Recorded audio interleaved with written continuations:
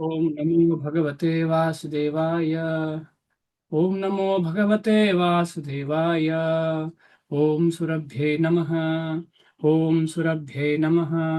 ओम सुरभ्ये नमः।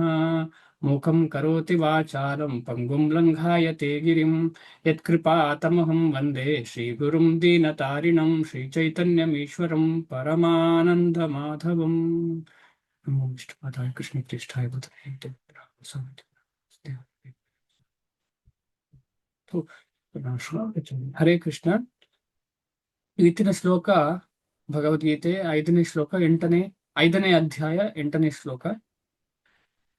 ನಿನ್ನೆ 7ನೇ ಶ್ಲೋಕವನ್ನ ಓದಿದ್ದೇವೆ.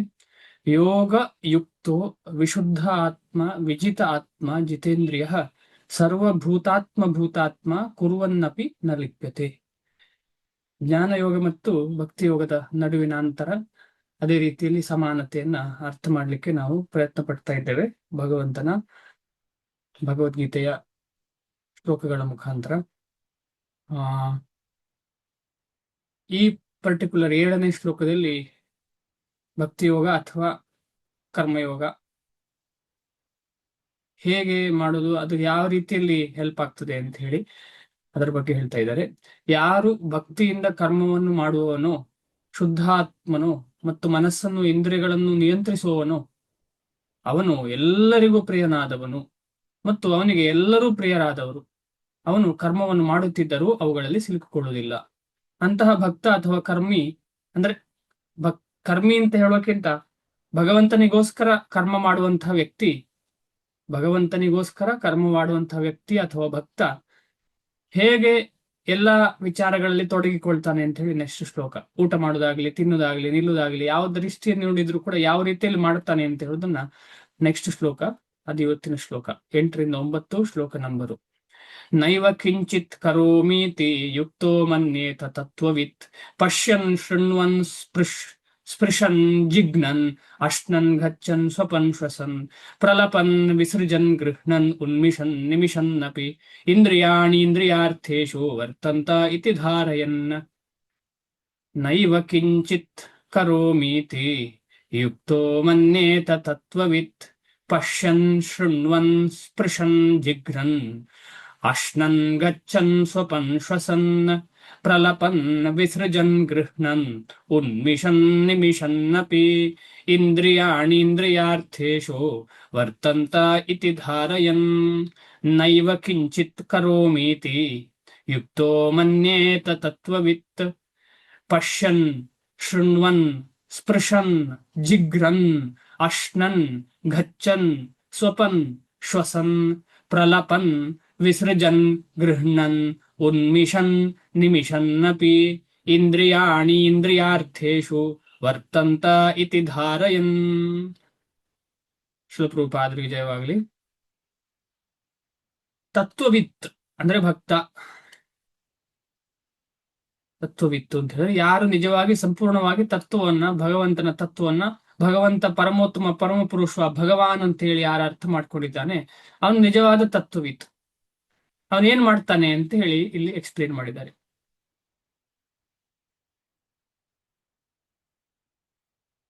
ಭಾವಾರ್ಥ ಅನುವಾದ.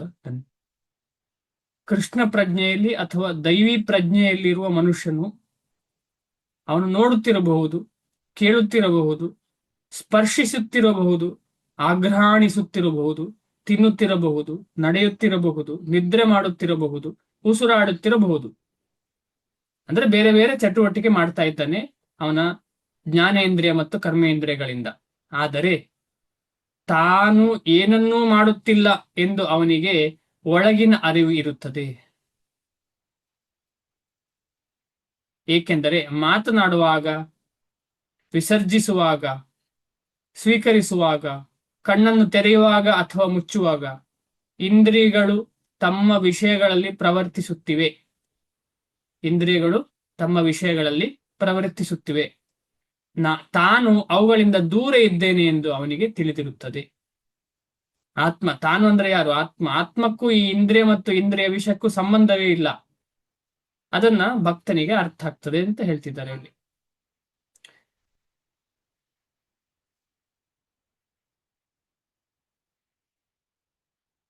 ನೈವ ಕಿಂಚಿತ್ ಕರೋಮೀತಿ, ಏನನ್ನೂ ಮಾಡುದಿಲ್ಲ, ಮಾಡ್ತಾ ಇದ್ರೂ ಏನು ಮಾಡುದಿಲ್ಲ. ಪಶ್ಯನ್ ನೋಡುವಂಥದ್ದು, ಶೃಣ್ವನ್ ಕೇಳುವಂಥದ್ದು, ಸ್ಪೃಶನ್ ಮುಟ್ಟುವಂಥದ್ದು, ಜಿಘ್ರನ್ ವಾಸನೆಯನ್ನ ತಗೊಳ್ಳುವಂಥದ್ದು, ಅಶ್ನನ್ ಊಟ ಮಾಡುವುದು, ಗಚ್ಚನ್ ಹೋಗುವುದು, ಸ್ವಪನ್ ಮಲ್ಕೊಳ್ಳೋದು, ಶ್ವಸನ್ ಉಸಿರಾಟ ಮಾಡುವುದು, ಪ್ರಲಪನ್ ಮಾತನಾಡುವಂಥದ್ದು, ವಿಸರ್ಜನ್ ವಿಸರ್ಜನೆ ಮಾಡುವಂಥದ್ದು ಮಲಮೂತ್ರಾದಿಗಳನ್ನ, ಗೃಹಣ್ಣನ್ ಸ್ವೀಕರಿಸುವಂಥದ್ದು, ಉನ್ಮಿಷನ್ ನಿಮಿಷನ್ನಪಿ. ಉನ್ಮಿಷನ್ ನಿಮಿಷನ್ನಪಿ ಅಂತ ಹೇಳಿದ್ರೆ ಏನು? ಇಲ್ಲಿದೆ ನೋಡಿ, ಕಣ್ಣನ್ನ ಮುಚ್ಚುದು ಮತ್ತು ಎಲ್ಲಿದೆ ತೆರೆಯುವುದು ಮತ್ತು ಮುಚ್ಚುದು, ಉನ್ಮಿಷನ್ ನಿಮಿಷನ್ನಪಿ. ಇದೆಲ್ಲ ನಡೀತಾ ಇದೆ. ಆದ್ರೆ ಇದರಿಂದ ಯಾವುದರಿಂದ ಕೂಡ ನನಗೆ ಡಿಸ್ಟರ್ಬ್ ಬಾಧೆ ಆಗುದಿಲ್ಲ. ತುಂಬಾ ಇಂಪಾರ್ಟೆಂಟ್ ಶ್ಲೋಕ. ಯಾಕಂತ ಹೇಳಿದ್ರೆ ನಾವೇನ್ ಅನ್ಕೊಳ್ತಾ ಇದ್ದೇವೆ, ಎಲ್ಲ ನಾನೇ ಮಾಡ್ತಾ ಇರೋದು ಅಂತ. ಕಣ್ಣು ಮುಚ್ಚೋದು ನಾನು, ಕಣ್ಣು ತೆರೆಯೋದು ನಾನು, ಮೂಗಿಂದ ಉಸಿರಾಟ ಮಾಡೋದು ನಾನು, ಉಸಿರಿಟ್ಟು ಬಿಡುದು ನಾನು, ಕೈ ಅಲ್ಲಾಡಿಸುದು ನಾನು, ಎಲ್ಲವನ್ನ ನಾನು ನಾನು ಅಂತ ತಿಳ್ಕೊಂಡು ನಾವು ಮಾಡುವಂಥದ್ದು. ಈಗ ಎಲ್ಲಿಯಾದ್ರೂ ಒಂದು ಗಾಡಿಗೆ ಏಟಾಗಿದ್ರೆ, ಗಾಡಿಗೆ, ಬಾಡಿಗೆ ಅಲ್ಲ, ಗಾಡಿಗೆ, ನನ್ನ ಗಾಡಿಗೆ ಏಟ್ ಮಾಡಿದ್ರಿ ಅಂತ ಹೇಳ್ತೇವೆ ನಾವು.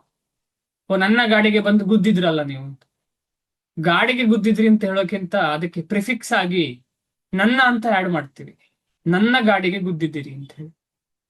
ಈ ರೀತಿಯಲ್ಲಿ ನಾವು ಈ ಆತ್ಮ, ಈ ದೇಹವನ್ನ ನಾನು ಅಂತ ತಿಳ್ಕೊಳ್ತಾ ಇದೆ. ಹೇಗೆ ನಾವು ಆ ಕಾರನ್ನ ನಾವು ಅಂತ ತಿಳ್ಕೊಂಡಿದ್ದೇವೆ, ಅಥವಾ ಆ ಒಂದು ವಾಹನವನ್ನ ನಾವು ಅಂತ ತಿಳ್ಕೊಂಡಿದ್ದೇವೆ, ಅದೇ ರೀತಿ ಈ ಆತ್ಮವು ಈ ಶರೀರವನ್ನ ನಾನು ಅಂತ ತಿಳ್ಕೊಂಡಿದೆ. ಆ ಶರೀರವನ್ನು ನಾನು ಅಂತ ತಿಳ್ಕೊಳ್ಳುವಾಗ ಇದೆಲ್ಲ ಅವನೇ ಮಾಡ್ತಾ ಇರುವಂತದ್ದು ಅಂತ ಆಗ್ತದೆ.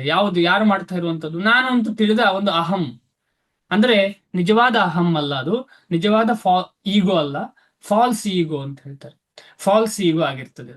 ನಿಜವಾದ ಈಗೋ ಯಾವಾಗ ಆಗ್ತದೆ ಅಂತ ಹೇಳಿದ್ರೆ, ನಾನು ಆತ್ಮ, ಈ ಕಾರ್ಯಗಳಿಗೆ ಯಾವುದಕ್ಕೂ ನನಗೂ ಸಂಬಂಧ ಇಲ್ಲ, ಇದು ನನಗೆ ಈ ದೇಹ ಸಿಕ್ಕಿದ ಕಾರಣ ಕರ್ಮಾನುಬಂಧವಾಗಿ ನಡಿಬೇಕು, ನಡೀತದೆ, ಆದ ಕಾರಣ ಅದನ್ನು ಮಾಡ್ತಾ ಇರ್ತೇನೆ ನಾನು. ಆದ್ರೆ ನನ್ನ ಒಳಗಿಂದ ನನ್ನ ನಿಜವಾದ ಕೈಂಕರ್ಯ ಏನು ಅಂತ ಹೇಳಿದ್ರೆ, ಇದೆಲ್ಲವನ್ನ ಭಗವಂತನಿಗೆ ಸೇವಾ ಕೈಂಕರ್ಯವಾಗಿ ಮಾಡುವಂಥದ್ದು. ಸೇವೆ ಮುಖಾಂತರ ನನಗೆ ಇದರ ಜೊತೆಗೆ ಇದ್ದ ಸಂಬಂಧ ಇದೆ, ಆದ್ರೆ ಆ ಸಂಬಂಧದ ಬಗ್ಗೆ ನಮಗೆ ಚಿಂತೆ ಇರುವುದಿಲ್ಲ. ಊಟ ಮಾಡುವಾಗಲಿ, ಕೈಕಾಲು ಅಲ್ಲಾಡಿಸುವಾಗಲಿ, ಆ ಕಡೆ ಈ ಕಡೆ ಹೋಗುವಾಗ್ಲಿ, ಇನ್ನೊಬ್ಬರಲ್ಲಿ ಮಾತಾಡುವಾಗ, ಏನೇ ಆಗ್ಲಿ, ಏನೇ ಚಟುವಟಿಕೆ ನಡೀತಾ ಇರ್ಲಿ, ಅದನ್ನ ಕೃಷ್ಣಾರ್ಪಣವಾಗಿ ಮಾಡಿದ್ರೆ ಆಗ ಅದರದ್ದು ಕರ್ಮ ಫಲ ಸಿಗುವುದಿಲ್ಲ ಅಂತ ಹಿಂದಿನ ಶ್ಲೋಕಗಳಲ್ಲಿ ಕೂಡ ನಾವು ಅರ್ಥ ಮಾಡ್ಕೊಂಡಿದ್ದೇವೆ. ಭಾವಾರ್ಥ ಆಯ್ತು.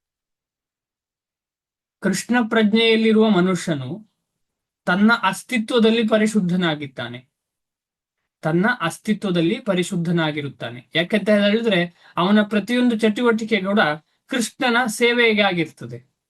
ಆಹಾರ ಶುದ್ಧೌ ಸತ್ವಶುದ್ಧಿ, ಸತ್ವಶುದ್ಧೌ ಧ್ರುವಾ ಸ್ಮೃತಿ, ಸ್ಮೃತಿರ್ಲಂಬೆ ಸರ್ವಗ್ರಂಥೀನಾಂ ವಿಪ್ರಮೋಕ್ಷ ಅಂತ ಹೇಳಿ ಉಪನಿಷತ್ತು ಹೇಳ್ತದೆ.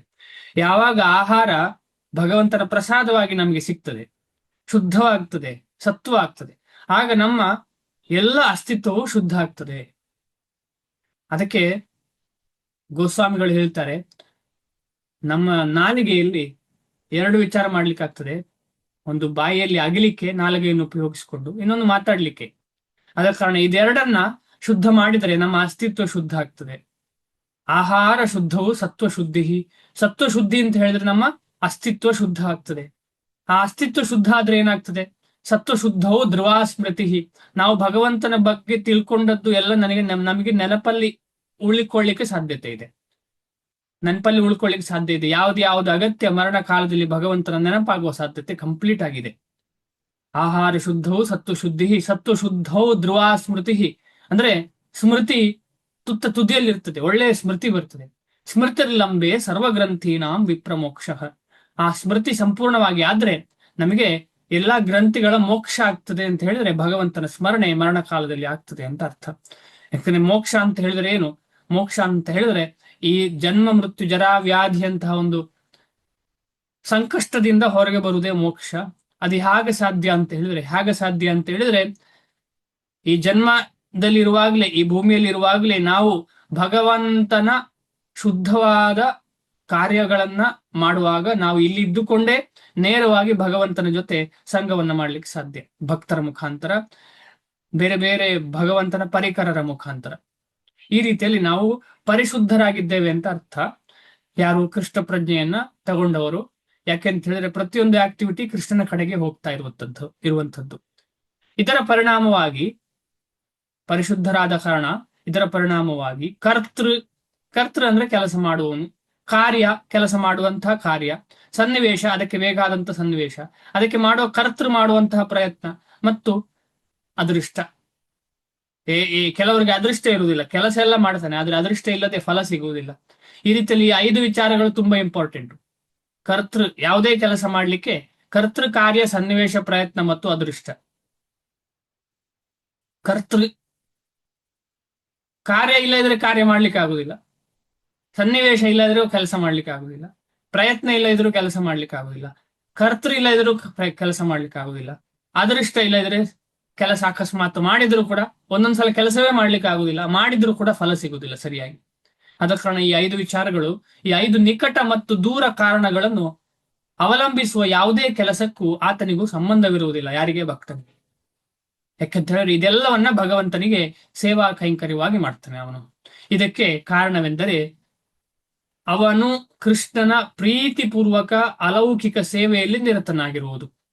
ಆತನು ಇಲ್ಲಿ ಈ ಪದ ತುಂಬಾ ಇಂಪಾರ್ಟೆಂಟ್. ಅಲೌಕಿಕ ಸೇವೆ, ಇಲ್ಲಿ ಇದ್ದು ಈ ಲೋಕದಲ್ಲಿ ಇದ್ದು ಕೂಡ ಸೇವೆ ಮಾಡೋದು ಮಾತ್ರ ಅಲೌಕಿಕ. ಈಗ ನಾವು ಭಗವದ್ಗೀತೆಯನ್ನು ಓದ್ತಾ ಇರುವಾಗ ಇದು ಲೌಕಿಕ ಸೇವೆ ಅಲ್ಲ, ಅಲೌಕಿಕ ಸೇವೆ. ಇಲ್ಲಿ ಕಂಪ್ಯೂಟರ್ ಉಪಯೋಗಿಸ್ತಾ ಇರ್ಬೋದು, ಮೌಸ್ ಉಪಯೋಗಿಸ್ತಾ ಇರ್ಬೋದು, ಆಮೇಲೆ ನಾವು ಕನ್ನಡಕ ಹಾಕಿ ನೋಡ್ತಾ ಇರ್ಬೋದು ಲ್ಯಾಪ್ಟಾಪ್ ಮೊಬೈಲ್ ಅಲ್ಲೆಲ್ಲ. ಆದ್ರೆ ಈ ಸೇವೆ ಇದೆಯಲ್ಲ, ಈ ಸೇವೆ ಅಲೌಕಿಕ ಸೇವೆ. ನಮಗೆ ಅದು ಅರ್ಥ ಆಗಿದೆಯೋ ಇಲ್ವೋ ಅದು ಸೆಕೆಂಡ್ರಿ, ಅದಷ್ಟು ಇಂಪಾರ್ಟೆಂಟ್ ಅಲ್ಲ. ಯಾಕೆಂತ ಹೇಳಿದ್ರೆ ನಾವು ಮಾಡ್ತಾ ಇರುವ ಕಾರ್ಯ ಅಲೌಕಿಕ. ಈಗ ಚಿಕ್ಕ ಮಗು ಶಾಲೆಗೆ ಹೋಗ್ತಾ ಇರುವಾಗ ಅವನಿಗೆ ಅದೇನು ಅಯ್ಯೋ ಯಾಕಪ್ಪ ಇದು ಅಂತ ಹೇಳಿಸ್ತಾ ಇರ್ತದೆ, ಏನ್ ಅಗತ್ಯ ಇಲ್ಲ ಇದು ಅಂತ.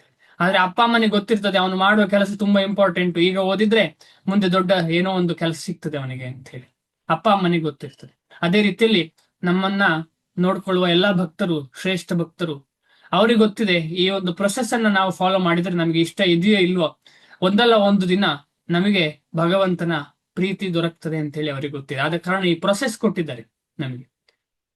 ಕೃಷ್ಣನ ಪ್ರೀತಿ ದೊರಕಿಸಿಕೊಳ್ಳಿಕ್ಕೋಸ್ಕರ ಮಾಡುವಂತಹ ಚಟುವಟಿಕೆಗಳನ್ನ ಶ್ರೀಲ ಪ್ರಭುಪಾದರು ಅದೇ ರೀತಿ ಎಲ್ಲ ಆಚಾರ್ಯರು ನಮಗೆ ಕೊಟ್ಟಿದ್ದಾರೆ. ಅದನ್ನ ಕಟ್ಟುನಿಟ್ಟಾಗಿ ನಾವು ಪರಿಪಾಲನೆ ಮಾಡಬೇಕು.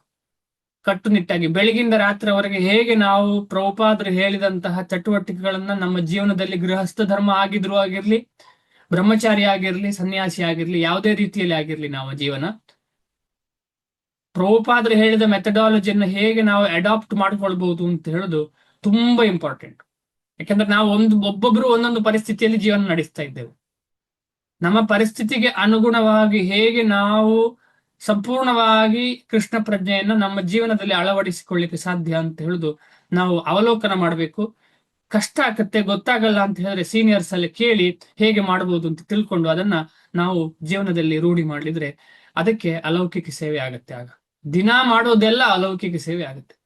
ಆತನು ತನ್ನ ದೇಹ ಮತ್ತು ಇಂದ್ರಿಯಗಳಿಂದ ಕೆಲಸ ಮಾಡುತ್ತಿರುವಂತೆ ಕಂಡರೂ ಆತನಿಗೆ ತನ್ನ ನಿಜವಾದ ಸ್ಥಿತಿಯ ಅರಿವಿರುತ್ತದೆ. ಈಗ ನಾವೆಲ್ಲ ಭಗವದ್ಗೀತೆ ಓದ್ತಾ ಇರುವಾಗ ನೋಡುವಾಗ ಲೌಕಿಕವಾಗಿ ಮಾತಾಡ್ತಿದ್ದೇವೆ, ಲೌಕಿಕ ಅಂತ ಅನ್ನಿಸ್ಬಹುದು.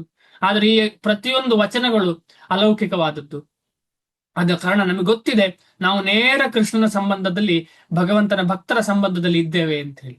ನಾವು ಎಷ್ಟೇ ದೂರ ಕೂತ್ರು, ಎಲ್ಲೆಲ್ಲೋ ಕೂತ್ರು ಕೂಡ ನಮ್ಗೆ ಈ 1 ಗಂಟೆ ಅಥವಾ ಏನೇ ಆಗಿರ್ಲಿ ಭಗವಂತನ ನಾಮಸ್ಮರಣೆ ಮಾಡುವಂತಹ ಸಮಯದಲ್ಲಿ ಭಗವಂತನ ಜೊತೆ ನೇರ ಸಂಬಂಧವನ್ನ ಕಂಡುಕೊಂಡಿದ್ದೇವೆ ನಾವು. ಆ ಸಂಬಂಧ ಅಂತ ಹೇಳುದು ತುಂಬಾ ಇಂಪಾರ್ಟೆಂಟ್.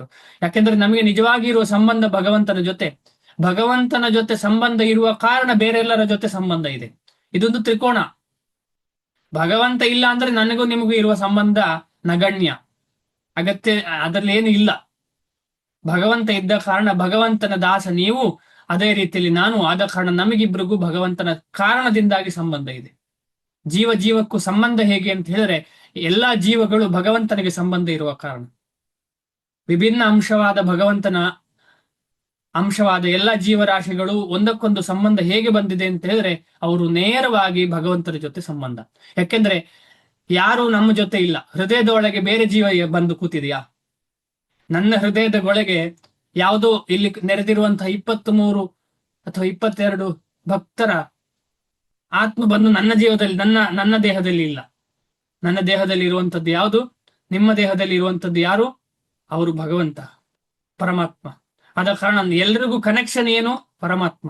ಜೀವ ಜೀವಕ್ಕೆ ಕನೆಕ್ಷನ್ ಏನು ಅಂತ ಹೇಳಿದ್ರೆ ಆ ಪರಮಾತ್ಮ ಯಾರು? ಸಾಕ್ಷಾತ್ ಭಗವಂತ. ಆದ ಕಾರಣ ನಮಗೆಲ್ಲರಿಗೂ ಸಂಬಂಧ ಇದೆ ಅಂತ ಹೇಳಿದ್ರೆ ಭಗವಂತನೇ ಕಾರಣ.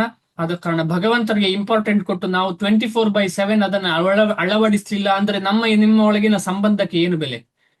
ಒಂದು ಕಡೆಯಿಂದ ಸಂಬಂಧ ಅಂತ ಹೇಳ್ತೇವೆ, ಆದ್ರೆ ನಮ್ಮ ಎಲ್ಲರ ಹೃದಯದಲ್ಲಿ ಇರುವಂತಹ ಪರಮಾತ್ಮವನ್ನು ಮರೆತಿರ್ತೇವೆ ನಾವು, ಭಗವಂತನನ್ನ ಮರೆತಿದ್ದೇವೆ ನಾವು. ಸೊ ತುಂಬಾ ಇಂಪಾರ್ಟೆಂಟ್ ವಿಷಯ ಇದು, ಅಷ್ಟು ತುಂಬಾ ಇಂಪಾರ್ಟೆಂಟ್ ವಿಷಯ. ನಾವು ನಮ್ಗೆ ಕಂಡವರನ್ನು ಮಾತ್ರ ಇದ್ದೇವೆ ಅಂತ ತಿಳ್ಕೊಳ್ಳೋದು ಅದು ಚಿಕ್ಕ ಮಕ್ಕಳ ಮನೋಭಾವ. ಕಂಡದ್ದು ಮಾತ್ರ ಇದೆ ಅಂತ ಹೇಳಿ. ಆದ್ರೆ ಜ್ಞಾನಿಗಳು ಏನ್ ಮಾಡ್ತಾರೆ ಅಂತ ಹೇಳಿದ್ರೆ ಅವರು ಕಿವಿಯಿಂದ ಕೇಳಿ ಅರಿಲಿಕ್ಕೆ, ಅರ್ಥ ಮಾಡ್ಕೊಳ್ಳಿಕ್ಕೆ ಪ್ರಯತ್ನ ಪಡ್ತಾರೆ. ಪಿಬತ ಭಾಗವತಂ, ನಿನ್ನೆ ಓದಿದ್ದೇವಲ್ಲ, ಪಿಬತ ಭಾಗವತಂ ರಸಮಾಲಯಂ. ಭಾಗವತವನ್ನ ಕುಡಿತಾರಂತೆ ಯಾರು? ಭಕ್ತರು. ಭಾಗವತದ ರಸವನ್ನ ಕುಡಿತಾರೆ ಭಕ್ತರು. ಹೇಗೆ ಕುಡಿಯುವುದು? ಕಿವಿಯ ಮುಖಾಂತರ ಚೆನ್ನಾಗಿ ಕುಡಿದು ಅದನ್ನ ಹೃದಯಕ್ಕೆ ತಲುಪಿಸಿ ಹೃದಯವನ್ನ ಸಂಪೂರ್ಣವಾಗಿ ಶುದ್ಧ ಮಾಡಿ ಇನ್ನೂ ಜಾಸ್ತಿ ಭಗವಂತನ ಸೇವೆ ಮಾಡ್ಲಿಕ್ಕೆ ಮುಂದೆ ಹೋಗ್ತಾರೆ. ಯಾಕಂದ್ರೆ ನಮ್ಮ ಹೃದಯ ಶುದ್ಧ ಆಗುವಾಗ ಮಾಡುವ ಸೇವೆಗೂ ಹೃದಯ ಶುದ್ಧ ಆಗದೇ ಇಲ್ಲದಿರುವಾಗ ಮಾಡುವ ಸೇವೆಗೂ ವ್ಯತ್ಯಾಸ ಇದೆ.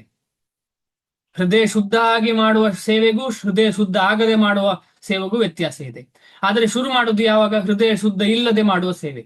ಆದರೆ ಮುಂದೆ ಹೋದ ಹಾಗೆ, ಶಾಸ್ತ್ರದ ಅರ್ಥ ಆದ ಹಾಗೆ ನಮಗೆ ಹೃದಯ ಶುದ್ಧಿ ಆಗ್ತಾ ಹೋಗ್ತದೆ. ಜಪ ಮಾಡಿದ ಹಾಗೆ ಹೃದಯ ಶುದ್ಧಿ ಆಗ್ತಾ ಹೋಗ್ತದೆ. ಆಗ ಮಾಡುವ ಸೇವೆ ನಮ್ಮ ಹೃದಯದಿಂದ ಮಾಡುವ ಸೇವೆ. ಆ ಹೃದಯದಿಂದ ಮಾಡುವ ಸೇವೆಗೆ ತುಂಬಾ ಬೆಲೆ ಜಾಸ್ತಿ. ಅದು ಭಗವಂತನಿಗೆ ನೇರ ಸಂಪರ್ಕವನ್ನ ಏರ್ಪಡಿಸಿ ಭಗವಂತನಿಗೆ ನಮ್ಮನ್ನು ನೋಡುವಂತಹ ಸ್ಥಿತಿ ಆಗ್ತದೆ. ಆಧ್ಯಾತ್ಮಿಕ ಕರ್ತವ್ಯದಲ್ಲಿ ನಿರತನಾಗಿರುವುದೇ ಆ ಸ್ಥಿತಿ. ಐಹಿಕ ಪ್ರಜ್ಞೆಯಲ್ಲಿ ಇಂದ್ರಿಯಗಳು ಇಂದ್ರಿಯ ತೃಪ್ತಿಯನ್ನು ಪಡೆಯುವ ಯತ್ನದಲ್ಲಿ ತೊಡಗಿರುತ್ತದೆ. ಮಟೀರಿಯಲ್ ಕಾನ್ಶಿಯಸ್ನೆಸ್ ಅಲ್ಲಿ ಏನಾಗ್ತದೆ ಅಂತ ಹೇಳಿದ್ರೆ ಇಂದ್ರಿಯಗಳು ಇಂದ್ರಿಯ ತೃಪ್ತಿಯನ್ನು ಪಡೆಯುವ ಯತ್ನದಲ್ಲಿ ತೊಡಗುತ್ತದೆ. ಅಂದ್ರೆ ನನ್ನ ಇಂದ್ರಿಯ ತೃಪ್ತಿಯನ್ನ ತೃಪ್ತಿ ಮಾಡ್ಲಿಕ್ಕೆ ಪ್ರಯತ್ನ ಪಡ್ತಾ ಇರ್ತೇನೆ ನಾನು, ನನ್ನದೇ ಇಂದ್ರಿಯ ತೃಪ್ತಿ. ಇದು ಭೌತಿಕವಾದ ಜೀವನ. ಆದ್ದರಿಂದ ಕೃಷ್ಣ ಪ್ರಜ್ಞೆ ಇರುವ ಮನುಷ್ಯನು ಇಂದ್ರಿಯಗಳ ವ್ಯಾಪಾರಗಳಲ್ಲಿ ತೊಡಗಿರುವಂತೆ ಕಂಡರೂ ಅವನು ಸದಾ ಮುಕ್ತನು. ಈ ಭಗವದ್ ಭಕ್ತರು ನೋಡುವಾಗ ಇಂದ್ರಿಯ ತೃಪ್ತಿ ಮಾಡುವ ರೀತಿಯಲ್ಲಿ ಕಾಣಬಹುದು, ಆದ್ರೆ ಅವನು ಯಾವತ್ತೂ ಇಂದ್ರಿಯ ತೃಪ್ತಿ ಮಾಡುವುದಿಲ್ಲ. ಯಾಕೆ ಅಂತ ಹೇಳಿದ್ರೆ ಅವನು ಭಗವಂತನ ಇಂದ್ರಿಯವನ್ನ ತೃಪ್ತಿ ಮಾಡ್ಲಿಕ್ಕೆ ಮಾಡ್ತಾ ಇರುವಂತದ್ದು ಆ ಕೆಲಸ ಕಾರ್ಯಗಳನ್ನ. ಕೃಷ್ಣನ ಇಂದ್ರಿಯ ತೃಪ್ತಿ ಮಾಡುವುದೇ ನಮ್ಮ ಉದ್ದೇಶ. ನಮ್ಮ ಇಂದ್ರಿಯ ತೃಪ್ತಿ ನಮ್ಮ ಉದ್ದೇಶ ಆಗಿರ್ಲೇಬಾರದು. ಆಗ ನಮ್ಮ ಇಂದ್ರಿಯ ತೃಪ್ತಿಯನ್ನು ನಾವು ಮಾಡೋ ಉದ್ದೇಶ ಇದ್ರೆ ಗೋಪಿ ಭರ್ತೃಪದಕ ಮಲಯೋರ್ ದಾಸ ದಾಸಾನು ದಾಸ ಅಂತ ಹೇಳುವುದಕ್ಕೆ ಅರ್ಥ ಇಲ್ಲ. ನಾವು ಎಲ್ಲರಿಂದ ಕೀಳು, ನಾವು ಏನೂ ಇಲ್ಲ ಅಂತ ಹೇಳಿ ಭಗವಂತನ ಭಕ್ತರ ಕೆಳಗೆ ಅವರ ಪಾದ ಕಮಲದ ಅಡಿಗೆ ನಿಲ್ಲಿಕ್ಕೆ ಪ್ರಯತ್ನ ಪಡುವಾಗ ನಾವು ಅನ್ಕೊಳ್ತೇವೆ ಅಯ್ಯೋ ನಾನೇ ಇಲ್ಲ ಅಂತ ಹೇಳಿ ನನ್ನ ಇಂದ್ರಿಯ ತೃಪ್ತಿ ಮಾಡ್ತಾ ಇದ್ದೇನೆ ಅಂತ ಹೇಳಿದ್ರೆ ಅರ್ಥ ಇಲ್ಲ ಅದಕ್ಕೆ. ಆದ ಕಾರಣ ಭಗವಂತನ ಭಕ್ತರ ಸೇವೆ, ಭಗವಂತನ ಸೇವೆ ಮಾಡುವುದು ಅಂತ ಹೇಳಿದ್ರೆ ನಾನು ಏನೂ ಅಲ್ಲ ಅಂತ ನನಗೆ ಇಂದ್ರಿಯ ತೃಪ್ತಿ ಮಾಡ್ಲಿಕ್ಕೆ ನಾನು ಯಾಕೆ? ನಾನು ದಾಸ. ದಾಸ ಯಾವಾಗ್ಲೂ ತನ್ನ ಬಾಸಿನ ಸುಖಕ್ಕೆ ಯಾವತ್ತು ಚಿಂತನೆ ಮಾಡ್ತಾನೆ. ಅವನ ಸುಖದಿಂದ, ಬಾಸಿನ ಸುಖದಿಂದ, ಯಜಮಾನನ ಸುಖದಿಂದ ದಾಸನಿಗೆ ಅಥವಾ ಅವನ ಅಸಿಸ್ಟೆಂಟಿಗೆ ಸುಖ ಸಿಗ್ತದೆ. ಇದು ನಿಜವಾದ ಪ್ರೊಸೆಸ್. ಅಕಸ್ಮಾತ್ ಬಾಸ್ ಅನ್ನ ಅಥವಾ ಯಜಮಾನನ ಸುಖ ಕೊಡ್ಲಿಲ್ಲ, ಯಜಮಾನನ ಇಂದ್ರಿಯ ತೃಪ್ತಿ ಆಗ್ಲಿಲ್ಲ ಅಂದ್ರೆ ಏನಾಗ್ತದೆ? ಅವನನ್ನ ಡಿಪೆಂಡ್ ಆದಂತಹ ವ್ಯಕ್ತಿಗೆ ಖಂಡಿತವಾಗಿ ಸಂಬಳವೂ ಸಿಗುವುದಿಲ್ಲ, ಅದರ ಮೇಲೆ 4 ಏಟು ಕೂಡ ಸಿಗ್ಲಿಕ್ಕೆ ಸಾಧ್ಯತೆ ಇರ್ತದೆ. ಆದ ಕಾರಣ ಇದನ್ನ ನಾವು ಕೂಲಂಕುಷವಾಗಿ ಅರ್ಥ ಮಾಡ್ಕೊಂಡ್ರೆ ನಮ್ಮ ಬಾಸ್, ನಿಜವಾದ ಬಾಸ್ ಭಗವಂತ. ಭಗವಂತನ ಸೇವೆ ಮಾಡುದು ನಮ್ಮ ನಿಜವಾದ ಒಂದು ಸ್ಥರ, ನಿಜವಾದ ಘಟ್ಟ. ಅದರಿಂದ ನಾವು ಕೆಳಗೆ ಬಿದ್ದಿದ್ದೇವೆ, ಅದಕ್ಕೆ ನಾವು ತಲುಪಬೇಕು. ಈಗ ವಾಪಸ್ ಅಲ್ಲಿಗೆ ತಲುಪಬೇಕು. ಎಲ್ಲಿಗೆ ತಲುಪಬೇಕು? ಭಗವಂತನ ನಿರಂತರ ಸೇವೆ ಮಾಡುವಂತಹ ಒಂದು ಘಟ್ಟಕ್ಕೆ ನಾವು ತಲುಪಬೇಕು. ಅದೇ ಶುದ್ಧ ಭಕ್ತಿ. ನೋಡುವುದು ಮತ್ತು ಕೇಳುವುದು ಇಂತಹ ಕ್ರಿಯೆಗಳು ಜ್ಞಾನೇಂದ್ರಿಯಗಳಿಗೆ ಸಂಬಂಧಪಟ್ಟವು. ನಡೆಯುವುದು, ಮಾತನಾಡುವುದು, ವಿಸರ್ಜನೆ ಮೊದಲಾದವು ಕರ್ಮೇಂದ್ರಿಯ ಕಾರ್ಯಗಳು. ಅರ್ಥ ಆಗ್ತಾ ಇದೆ ಅನ್ಕೊಳ್ತಾ ಇದ್ದೀನಿ. ಕೃಷ್ಣ ಪ್ರಜ್ಞೆ ಇರುವ ಮನುಷ್ಯನ ಮೇಲೆ ಇಂದ್ರಿಯಗಳ ಕಾರ್ಯಗಳು ಯಾವುದೇ ಪರಿಣಾಮವನ್ನು ಮಾಡುವುದಿಲ್ಲ. ತಾನು ಭಗವಂತನ ನಿರಂತರ ಸೇವಕನೆಂದು ಅವನಿಗೆ ಗೊತ್ತು. ಆದುದರಿಂದ ಭಗವಂತನ ಸೇವೆಯನ್ನು ಬಿಟ್ಟು ಬೇರೆ ಯಾವುದೇ ಕೆಲಸವನ್ನು ಅವನು ಮಾಡಲಾರ. ಏನಾದ್ರೂ ಪ್ರಶ್ನೆ ಇದೆಯಾ ಇಲ್ಲಿ ಯಾರಿಗಾದ್ರೂ? ಏನಾದ್ರು ಸಂಶಯ, ಪ್ರಶ್ನೆ?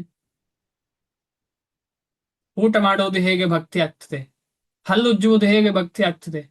ನಡ್ಕೊಂಡು ಹೋಗುವುದು ಹೇಗೆ ಭಕ್ತಿ ಆಗ್ತದೆ? ಬಹಿರ್ದೆಸೆಗೆ ಹೋಗುವುದು ಹೇಗೆ ಭಕ್ತಿ ಆಗ್ತದೆ? ಆ ಕಾರ್ಯದಲ್ಲಿ ಹೇಗೆ ಸಂಬಂಧ ಇಲ್ಲದ ಹಾಗೆ ಆಗ್ತದೆ? ಏನಾದ್ರೂ ಉತ್ತರ ಇದೆಯಾ ಯಾರಿಗಾದ್ರೂ?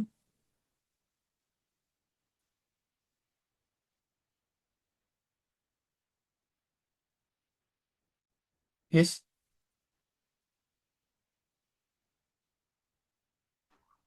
ತಿನ್ನೋದು ಪ್ರಸಾದ ಹಾಗೆ ನಾವು ತಿನ್ನೋದನ್ನ ಪ್ರಸಾದ ತರ ಮಾಡಿದ್ರೆ ಅದು ಪ್ರಸಾದ ತರ ಅಲ್ಲ, ಪ್ರಸಾದ ಆಗುತ್ತೆ. ಪ್ರಸಾದನೇ.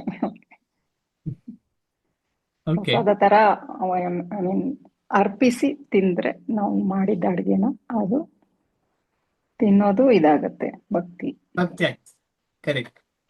ನಡ್ಕೊಂಡು ಹೋಗುವಂಥದ್ದು, ಸೂಪರ್ ಮಾರ್ಕೆಟಿಗೆ ನಡ್ಕೊಂಡು ಹೋಗ್ತಾ ಇದ್ದೇವೆ ನಾವು ಏನೋ ತಗೊಂಡ್ ಬರ್ಲಿಕ್ಕೆ, ಅದು ಭಕ್ತಿನ ಹೌದಾ ಅಲ್ವಾ?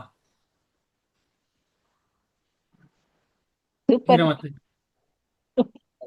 ದೇವರ ಸಾಮಾನ್ ತರ್ಲಿಕ್ಕೆ ಸೂಪರ್ ಮಾರ್ಕೆಟಿಗೆ ಹೋಗುದು. ಹಾ, ದೇವರಿಗೆ ಬೇಕಾಗಿ ದೇವರ ಸೇವೆಗೋಸ್ಕರ ಸಾಮಾನ್ ತರ್ಲಿಕ್ಕೆ ಸೂಪರ್ ಮಾರ್ಕೆಟ್ಗೆ ಹೋಗುದು. ಓಕೆ. ಹಲ್ಲುಜ್ಜುದು, ಹಲ್ಲುಜ್ಜುದು ಭಗವಂತನ ನಾಮ ಜಪ ಮಾಡ್ಲಿಕ್ಕೋಸ್ಕರ ಹಲ್ಲುಜ್ಜಿದ್ರೆ ಜಪ ಮಾಡ್ಲಿಕ್ಕೆ ಆಗುದಿಲ್ಲ. ಮಾಡ್ಬೋದು, ಬಟ್ ಶುದ್ಧಿ ಶುದ್ಧೀಕರಣಕ್ಕೆ. ಶುದ್ಧಿ, ಎಕ್ಸ್ಟರ್ನಲ್ ಸುದ್ದಿಯನ್ನು ನಾವು ಅಷ್ಟು ಚಿಂತನೆ ಮಾಡ್ತೇವ ಅಂದ್ರೆ ಹಾಗಲ್ಲ. ನೀವು 2ನೇ ಅಧ್ಯಾಯದಲ್ಲಿ ನಾವು ಡಿಸ್ಕಷನ್ ಮಾಡಿದ್ದೇವೆ. ಯಾರ ಬಗ್ಗೆ? ಚೈತನ್ಯ ಮಹಾಪ್ರಭುಗಳ ಗುರುಗಳ ಈಶ್ವರಪುರಿಯವರ ಗುರುಗಳ ಹೆಸರೇನು? ಮಾಧವೇಂದ್ರ ಪುರಿ. ಅವರೇನ್ ಹೇಳ್ತಾರೆ? ಆಮೇಲೆ ಟಾಯ್ಲೆಟ್ ಅಲ್ಲಿ ಕೂತು ಜಪ ಮಾಡಿದವರು, ಆಗ ಶುದ್ಧಿಯಲ್ಲಿದೆ. ಮನಸ್ಸು ಶುದ್ಧಿ ಇರುತ್ತಲ್ಲ ಪ್ರಭುಜಿ. ಆತ್ಮ ಹಲ್ಲುಜ್ಜು ಅಗತ್ಯ ಇಲ್ಲ ಅಂತ ಹೇಳ್ತಿದ್ದೀರಿ ನೀವು, ಸೌಭಾಗ್ಯ ಮತ್ತೆ. ಇಲ್ಲ ಪ್ರಭುಜಿ, ಸ್ವಚ್ಛತೆಯಿಂದ ಮಾಡಿದ್ರೆ ಅದು ಅರ್ಪಿತ ಆಗುತ್ತೆ ಭಗವಂತನಿಗೆ. ಅದೇ ಪ್ರಶ್ನೆ ನಾನು ಕೇಳಿದ್ದು. ಈಗ ಟಾಯ್ಲೆಟ್ ಅಲ್ಲಿ ಕೂತು ಮಾಡಿದ್ರೆ ಸ್ವಚ್ಛ ಎಲ್ಲಿದೆ ಅಲ್ಲಿ? ನಮ್ಮ ದೇಹದಲ್ಲಿದ್ದ ಕಶ್ಮಲವನ್ನೆಲ್ಲ ಹೊರಗೆ ಹಾಕ್ಬೇಕಲ್ಲ ಸರ್ ಕೂತ್ಕೊಳ್ಳುವಾಗ ಪ್ರಭುಜಿ. ಹಾಗೆ ಮುಖ ತೊಳೆದು ಅದನ್ನೆಲ್ಲ ಮಾಡಿ ಮತ್ತು ದೇವರ ಪೂಜೆ ಮಾಡಿದ್ರೆ ಅದು ಸರಿಯಾ ಸರ್ ಪ್ರಭುಜಿ? ಅಂದ್ರೆ ನಾನೀಗ ಟ್ರೈನ್ ಅಲ್ಲಿ ಹೋಗ್ತಾ ಇರ್ತೇನೆ, ಹಲ್ಲು ಉಜ್ಜಲಿಕ್ಕೆ ಆಗುದಿಲ್ಲ, ನಾನು ಜಪ ಮಾಡಬಾರ್ದಾಗಿದ್ರೆ? ಓವರ್ ನೈಟ್ ಜರ್ನಿ, ಹಲ್ಲು ಉಜ್ಜಲಿಕ್ಕೆ ಸಮಯ ಇದಾಗುದಿಲ್ಲ, ಕ್ಲೀನ್ ಇಲ್ಲ, ಅಲ್ಲಿ ಗಲೀಜಿದೆ, ಹಲ್ಲು ಉಜ್ಜಲಿಕ್ಕೆ ಆಗ್ತಾ ಇಲ್ಲ, ನೀರು ಗಲೀಜಿದೆ ಅಂತ ಇಟ್ಕೊಳ್ಳೋಣ, ನೀರೇ ಸಿಗ್ತಾ ಇಲ್ಲ ಸರಿಯಾದಿ, ಜಪ ಮಾಡ್ಬೋದಾ ಮಾಡಬಾರ್ದಾ? ಮಾಡ್ಬೋದು. ಮಾಡಬಹುದು. ತುಂಬಾ ಇಂಪಾರ್ಟೆಂಟ್ ಇದು. ಯಾಕೆಂತ ಹೇಳಿದ್ರೆ ಪ್ರತಿಯೊಂದು ಕೂಡ ಭಗವಂತನ ಸೇವೆಯಲ್ಲಿ ಮಾಡ್ಲಿಕ್ಕೆ ಸಾಧ್ಯ. ಈ ಶುದ್ಧಿ ಅಂತ ಹೇಳುವಂಥದ್ದು ಹರೇ ಕೃಷ್ಣ ಮಹಾಮಂತ್ರ ಹೇಳುವಾಗ್ಲೇ ಶುದ್ಧಿ ಆಗ್ತದೆ. ಹಾಗೆ ಅಂತ ಹೇಳಿ ನಮ್ಗೆ ಅವಕಾಶ ಇರುವಾಗ ಅಯ್ಯೋ ಬೇಡ ಅಂತ ಹೇಳಿ ಬಿಡುದಲ್ಲ. ಈಗ ನಮ್ಗೆ ನಿತ್ಯವೂ ಅವಕಾಶ ಇರುವಾಗ ಕೈಕಾಲು ಮುಖ ತೊಳೆದು ಹಾಲು ಉಜ್ಜಿ ಚೆನ್ನಾಗಿ ಉದ್ದಿ ಆಮೇಲೆ ಕೂತ್ಕೊಂಡು ಜಪ ಮಾಡಬೇಕು. ಹಾಗೆ ಹೇಳಿ ಜರ್ನಿಯಲ್ಲಿ ಇದ್ದೇವೆ, ತೊಂದರೆ ಇಲ್ಲ, ಜಪ ಖಂಡಿತ ಶುರು ಮಾಡಬಹುದು. ಸಮಯ ಸಂದರ್ಭ ನೋಡ್ಬೇಕಾಗ್ತದೆ. ಆದ ಕಾರಣ ಹಲ್ಲು ಉಜ್ಜುದು ಹೇಗೆ ಸೇವೆ ಆಗ್ತದೆ ಅಂತ ಹೇಳಿದ್ರೆ, ಹಲ್ಲು ಉಜ್ಜಿದ್ರೆ ನಮ್ಮ ಆರೋಗ್ಯ ಚೆನ್ನಾಗಿರ್ತದೆ. ಆರೋಗ್ಯ ಚೆನ್ನಾಗಿದ್ರೆ ಈ ದೇಹವನ್ನು ಇಟ್ಕೊಂಡು ನಾವು ಭಗವಂತನ ಸೇವೆ ಮಾಡ್ಲಿಕ್ಕೆ ಆಗ್ತದೆ. ಅದು ಇಂಪಾರ್ಟೆಂಟ್. ಆಮೇಲೆ ನಾವು ಎಲ್ಲರೂ ದಾಸರಾದ್ರೂ ಕೂಡ ನಾವು ದಾಸರೇ. ನಾವು ಯಾವತ್ತು ಪ್ರೇಮಿ ಭಕ್ತರ ಹಾಗೆ ಬಿಹೇವ್ ಮಾಡ್ಲಿಕ್ಕೆ ಸಾಧ್ಯ ಇಲ್ಲ.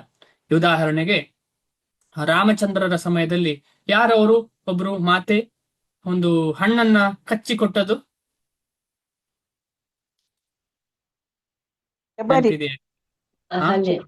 ಶಬರಿ, ಕರೆಕ್ಟ್. ಕಚ್ಚಿ ಕೊಟ್ರು. ನಾವು ಹಾಗೆ ಕಚ್ಚಿ ಕೊಡುದಾ ಕೃಷ್ಣನಿಗೆ? ಆಮೇಲೆ ಕೃಷ್ಣನ ಲೀಲೆಯಲ್ಲಿ ಯಾರು ಒಬ್ಬ ಹುಡುಗ ಕೃಷ್ಣನ ಬಾಯಿಗೆ ಮಜ್ಜಿಗೆಯನ್ನ ಹೀಗೆ ಮಾಡುವಾಗ ಮಜ್ಜಿಗೆ ಹೊರಗೆ ಬಂದು ಮುಖಕ್ಕೆ ಬಿತ್ತು ಕೃಷ್ಣನದ್ದು. ಮಧುಮಂಗಲ, ಯಾರಿಗಾರು ನೆನಪಿದೆಯಾ? ಕೃಷ್ಣ ಲೀಲೆಯಲ್ಲಿ ಮಜ್ಜಿಗೆ ಹೊರಗೆ ಬಂದು ಕೃಷ್ಣನವ ಅಂದ್ರೆ ಏನದು ಅರ್ಥ? ಅವರು ಪ್ರೇಮಿ ಭಕ್ತರು. ನಾವು ದಾಸಭಾವದಲ್ಲಿರ್ಬೇಕು. ದಾಸಭಾವದಲ್ಲಿರುವಾಗ ಏನ್ ಮಾಡ್ಬೇಕು ಅಂತ ಹೇಳಿದ್ರೆ, ಭಗವಂತನನ್ನ, ಸಾಕ್ಷಾತ್ ಭಗವಂತನನ್ನ ನಮ್ಮ ರಾಜ, ರಾಜನನ್ನ ಹೇಗೆ ನೋಡ್ಕೊಳ್ತಾ ಇದ್ದೇವೆ ನಾವು, ಅದಕ್ಕಿಂತ ಜಾಸ್ತಿ.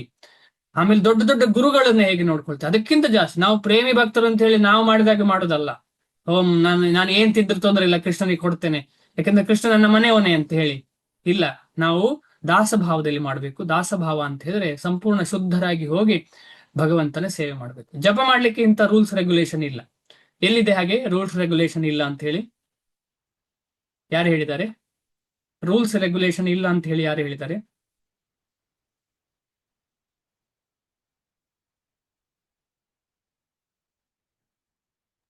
ಗುರುಜಿನ ಪ್ರಭುಪಾದ. ಓಕೆ, ಪ್ರಭುಪಾದರಿಗೆ ಎಲ್ಲಿಂದ ಸಿಕ್ತು? ವೇದಗಳು. ಓಕೆ, ಎಲ್ಲಿದೆ ವೇದದಲ್ಲಿ?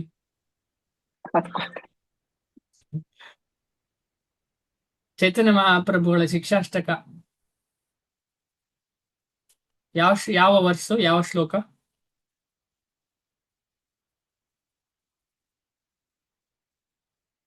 ಯಾರಿಗಾದ್ರೂ ಗೊತ್ತಾ ಯಾವ ಶ್ಲೋಕ?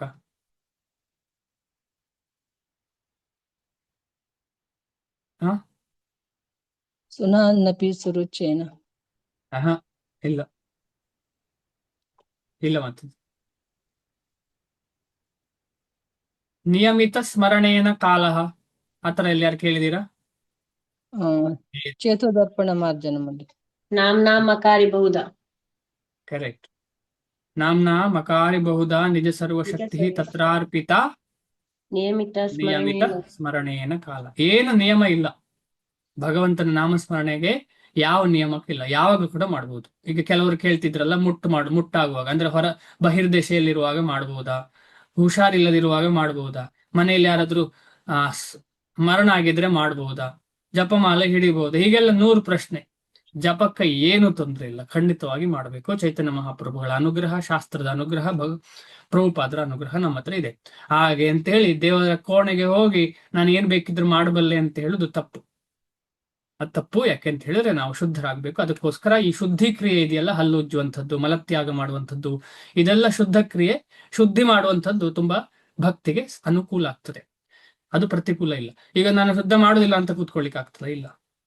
ಈ ರೀತಿಯಲ್ಲಿ ಎಲ್ಲಾ ಕ್ರಿಯೆಗಳನ್ನ ಭಗವಂತನ ಸೇವೆಗೋಸ್ಕರ ಖಂಡಿತವಾಗಿ ನಾವು ಮುಡಿಪಾಗಿ ಇಟ್ಕೊಳ್ಬಹುದು. ಅದರಲ್ಲಿ ಏನು ಸಂಶಯ ಇಲ್ಲ. ಎಲ್ಲಾ ಕ್ರಿಯೆಗಳನ್ನ ಅಕಾಮೋ ಸರ್ವಕಾಮೋ ವಾ ಮೋಕ್ಷ ಕಾಮ ಉದಾರದಿ ತೀವ್ರೇನ ಭಕ್ತಿ ಯೋಗೇನ ಯಜೇತ ಪರಮಂ ಪುಖಂ. ಹೇಳಿದ್ದೀರಲ್ಲ ನೀವು, ಪುರುಷಂ ಪರಂ ಅಂತ ಹೇಳಿ. ಶ್ಲೋಕ 10. ಬ್ರಹ್ಮಣ್ಯಾಧಾಯ ಕರ್ಮಾಣಿ ಸಂಗಂ ತ್ಯಕ್ತ್ವಾ ಕರೋತಿ ಯಃ ಲಿಪ್ಯತೆ ನ ಸ ಪಾಪೇನ ಪದ್ಮಪತ್ರಮಿವಾಂಭಸ. ಈ ಶ್ಲೋಕ ತುಂಬಾ ಇಂಪಾರ್ಟೆಂಟ್. ಹೇಗೆ ಕರ್ಮವನ್ನ ಮಾಡಬೇಕು, ಹೇಗೆ ಅದರಿಂದ ಆ ಕರ್ಮದಿಂದ ನಮಗೆ ಅಚ್ಚೆ ಇಲ್ಲ, ಅದರದ್ದು ಅಂದ್ರೆ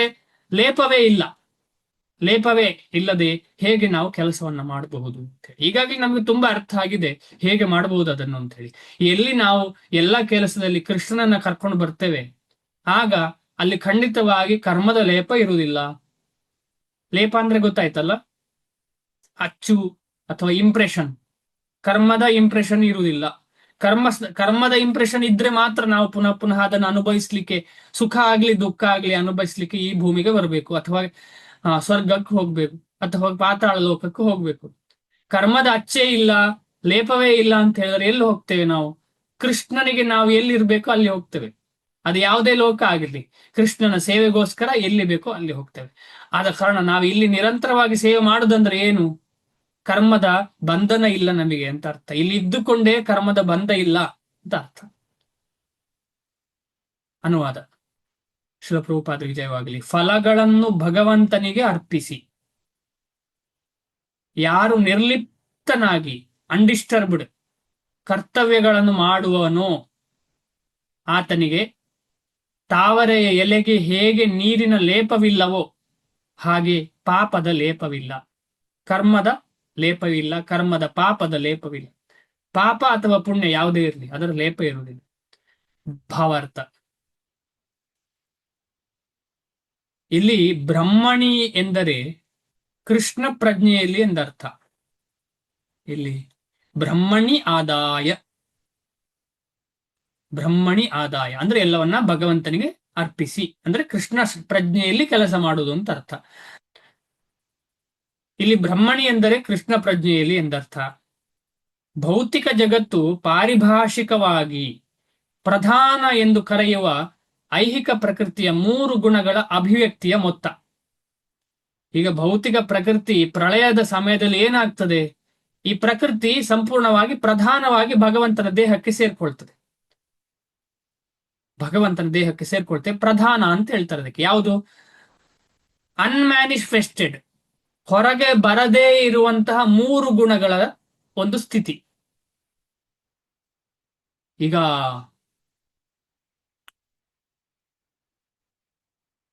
ವೃಕ್ಷದಲ್ಲಿ ಒಂದು ಬೀಜ ಇದ್ರೆ ಬೀಜ ಪ್ರಧಾನ, ಆದ್ರೆ ಅದು ವೃಕ್ಷವಾಗಿ ಬಂದ್ರೆ ಏನಾಯ್ತು, ಅದು 3 ಗುಣಗಳು ಬಂದ ಹಾಗೆ, ಹೊರಗೆ ಬಂದ ಹಾಗೆ.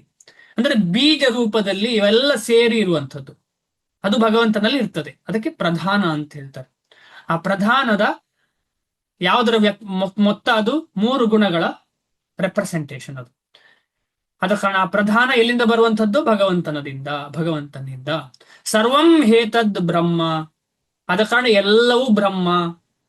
ನೋಡ್ಲಿಕ್ಕೆ ಪ್ರಕೃತಿ ಅಂತ ಕಂಡ್ರು ಕೂಡ 3 ಗುಣಗಳು ಕೂಡ ಬರುವುದು ಎಲ್ಲಿಂದ? ಈಗಾಗಲೇ ನಾವು ತಿಳ್ಕೊಂಡಿದ್ದೇವೆ, ಭಗವಂತನಿಂದ. ತಸ್ಮಾದ್ ಏತದ್ ಬ್ರಹ್ಮ ನಾಸರೂಪಂ ಅನ್ನಂ ಚ ಜಾಯತೆ.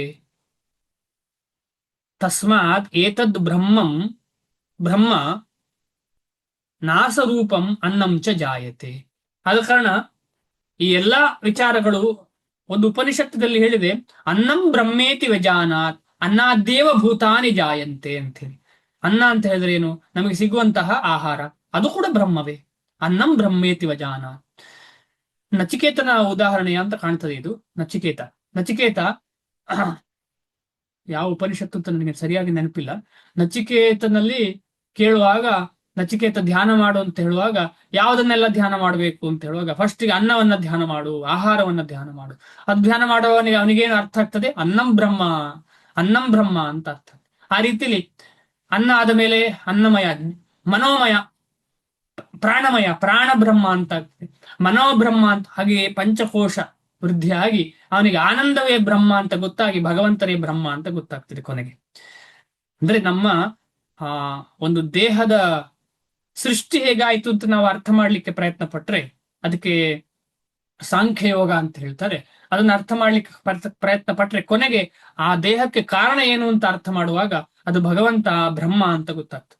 ಆದ ಕಾರಣ ತಸ್ಮಾದ್ ಏತದ್ ಬ್ರಹ್ಮ ನಾಸರೂಪಂ ಅನ್ನಂ ಚ ಜಾಯತೆ. ಈ ಅನ್ನ ನಮಗೆ ಸಿಗುವಂಥದ್ದು ಬ್ರಹ್ಮನಿಂದಲೇ, ಆದ ಕಾರಣ ಅದು ಬ್ರಹ್ಮ. ಈ ವೇದ ಸೂತ್ರಗಳು ಮತ್ತು ಭಗವದ್ಗೀತೆಯಲ್ಲಿನ ಮಮ ಯೋನಿರ್ ಮಹದ್ ಬ್ರಹ್ಮ, ಇದೆಲ್ಲ ನನ್ನ ಯೋನಿಗಳಲ್ಲಿ ಇರುವ, ನನ್ನ ಯೋನಿ ಅಂತ ಹೇಳ್ತಾ ಇದ್ದಾರೆ ಭಗವಂತ. ಅದಕ್ಕೆ ಮಹದ್ ಬ್ರಹ್ಮ ಎನ್ನುವ ಮಾತುಗಳು ಭೌತಿಕ ಜಗತ್ತಿನಲ್ಲಿ ಇರುವುದೆಲ್ಲವ ಬ್ರಹ್ಮನ್ನ ಅಭಿವ್ಯಕ್ತಿ ಎಂದು ಸೂಚಿಸುತ್ತದೆ. ಈ ಬ್ರಹ್ಮನ್ ಅಂದ್ರೆ ಏನು? ಯಾರಾದ್ರೂ ಹೇಳ್ತೀರಾ? ಇದರ ಅಭಿವ್ಯಕ್ತಿ, ಇದರ ಎಕ್ಸ್ಪಾನ್ಷನ್, ಬ್ರಹ್ಮನ್ನ ಎಕ್ಸ್ಪಾನ್ಷನ್. ಬ್ರಹ್ಮನ್ ಅಂದ್ರೆ ಏನು?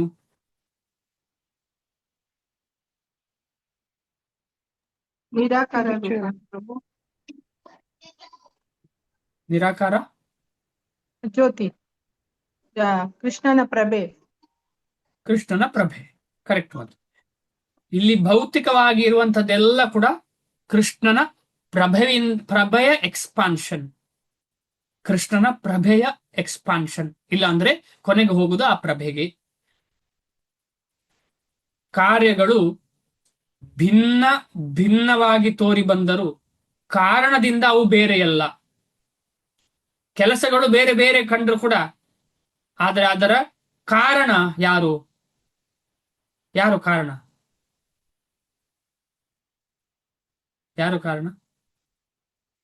ಎಲ್ಲ ಕಾರ್ಯಗಳ ಹಿಂದೆ ಇರುವ ಕಾರಣ ಯಾರು? ಬ್ರಹ್ಮ, ಕೃಷ್ಣ. ಭಗವಂತ. ಗೋವಿಂದಂ ಆದಿಪುರುಷಂ ತಮಹಂ ಭಜಾಮಿ. ಎಲ್ಲದರ ಹಿಂದೆ ಇರುವಂತಹ ಕಾರಣ, ಕರ್ತೃ ಯಾರು ಅಂತಂದ್ರೆ ಭಗವಂತ. ಆದ ಕಾರಣ ಕಾರ್ಯಗಳು ಬೇರೆ ಬೇರೆ ಕಂಡ್ರು ಕೂಡ ಕಾರಣ, ಅದಕ್ಕೆ ಅದರ ಹಿಂದೆ ಇರುವಂತಹ ಕಾರಣ ಒಬ್ಬನೇ, ಅದು ಭಗವಂತ. ಆದ ಕಾರಣ ಈಶೋಪನಿಷತ್ನಲ್ಲಿ ಎಲ್ಲವೂ ಪರಬ್ರಹ್ಮನಿಗೆ ಅಥವಾ ಕೃಷ್ಣನಿಗೆ ಸಂಬಂಧಿಸಿದ್ದು. ಈಶಾವಾಸ್ಯಂ ಇದಂ ಸರ್ವಂ, ನಮಗೆ ಕಾಣದ್ದು ಎಲ್ಲ ಕೂಡ ಸರ್ವಂ ಈಶಾವಾಸ್ಯಂ ಇದಂ, ಇದು ಭಗವಂತನಿಗೆ. ಈಶನಿಗೆ ಕೃಷ್ಣನಿಗೆ ಸೇರಿದ್ದು.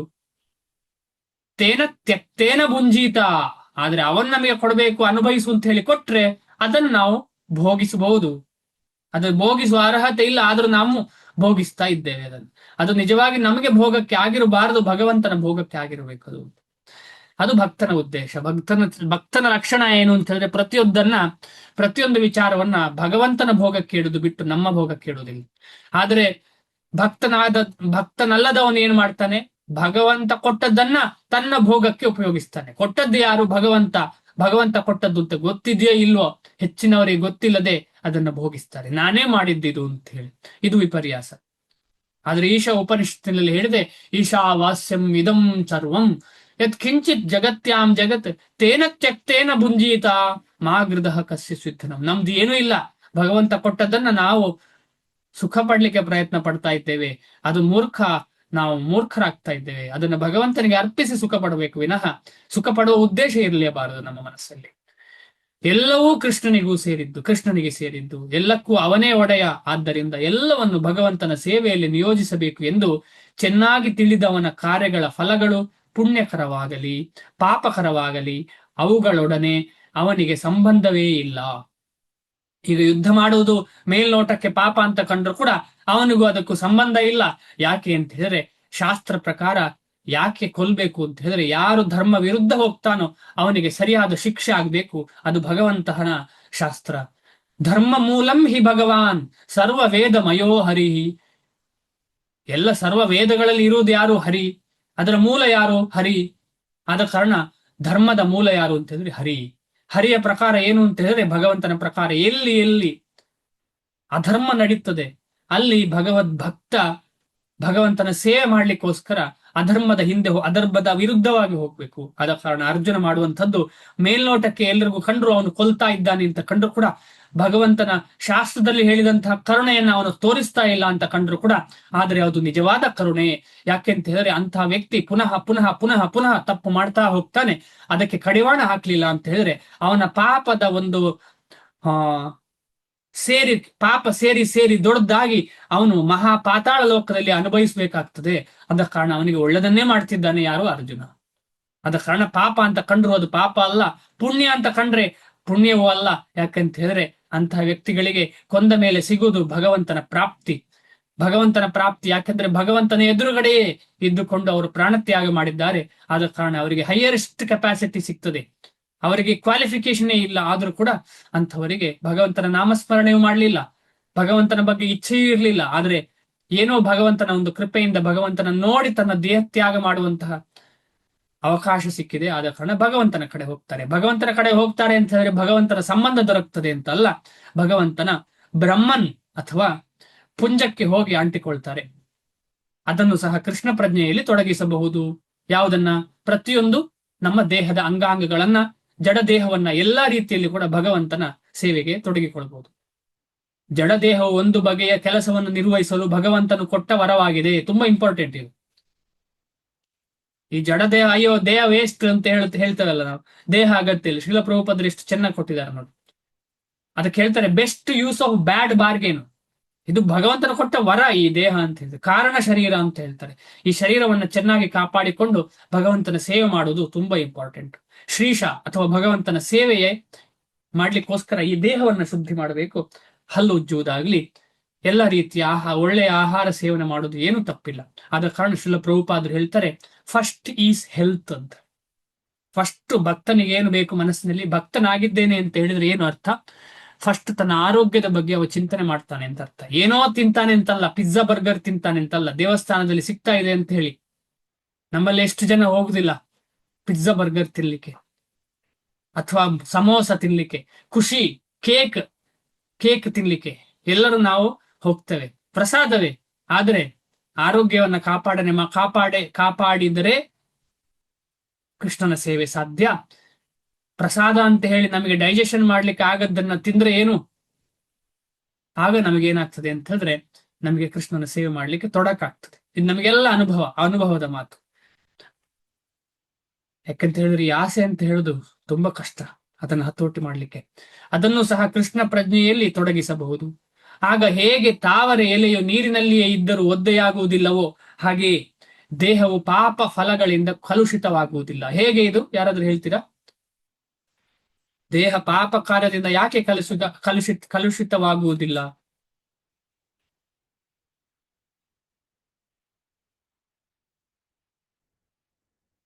ಬೇಗ. ಯುಕ್ತ ವೈರಾಗ್ಯ ಅಂದ್ರೆ ಹಾ, ಹೇಗೆ ಅಂದ್ರೆ ನೀವು ಕರೆಕ್ಟ್ ಹೇಳಿದಿರಿ. ಹೇಗೆ ಅಂದ್ರೆ ಆ ದೇಹವನ್ನ ಭಗವಂತನ ಸೇವೆಯಲ್ಲಿ ತೊಡಗಿಸುವ ಕಾರಣ, ಭಗವಂತನ ಸೇವೆಯಲ್ಲಿ ತೊಡಗಿಸುವ ಕಾರಣ ಈ ದೇಹ ಪಾಪ ಫಲಗಳಿಂದ ಕಲುಷಿತ ಆಗುವುದಿಲ್ಲ. ಅದಕ್ಕೋಸ್ಕರ ಭಗವಂತನ ಶುದ್ಧ ಭಕ್ತರ ದೇಹ ಸತ್ ಚಿತ್ ಆನಂದ ಅದು ಕಲುಷಿತ ಇಲ್ಲ. ಅದಕ್ಕೋಸ್ಕರವೇ ನಾವು ಯಾವಾಗ